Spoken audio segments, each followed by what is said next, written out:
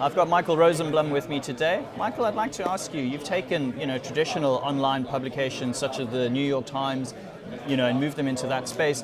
What do you think about companies like Netflix entering the broadcast space, Well, Netflix is not really entering broadcast space. Netflix is where broadcast is going to be, if they have the brains to get there, and probably they will not.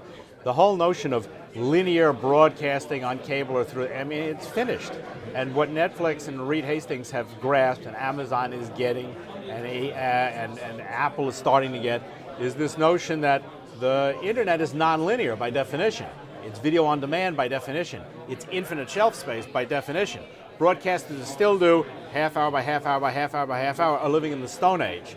So they own the future, and the question is, can broadcasters have the brains to get into? My guess is no. So that little carousel that we used to, our 24-hour schedule, our different programs for the broadest audience, you think that's going out the water, yeah? It's already dead. You guys are dead already, you just don't realize it. That's I mean, in a world in which Facebook and Twitter and now Netflix dominate, don't you look around and go, we're fucked here? Seriously. Can I say that on television? That's fine, that's fine. Oh, good, great. We'll edit that if we need. Oh, you'll edit that. Fine. But you are, and I don't understand why you don't get it.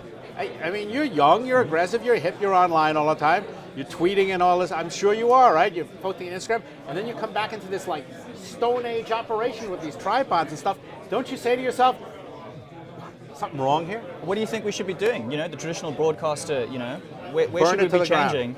Burn it to the ground. Close down your building, get everybody out on the street, aggregate tons of stuff, open the door to millions of people. In Ireland, I'm sure there must be 1 million people who have phones who would like to say something. But of course, you can't change the whole model because you're like this giant, tanker going in the wrong direction. You can't turn it around. What about content curation? I mean, you get lots of stuff on the web, but don't you need someone to actually curate that and get the right content for the audience? Yeah, of course you do. I mean, what about writing curation? How many people in Ireland are trying to write novels?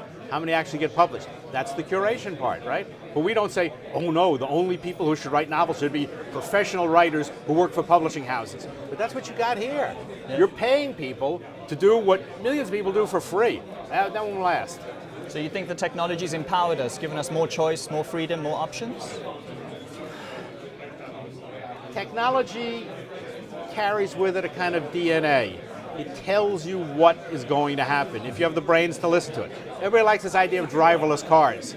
Everybody knows driverless cars are coming. That means truck drivers, taxi drivers, they're going to be unemployed.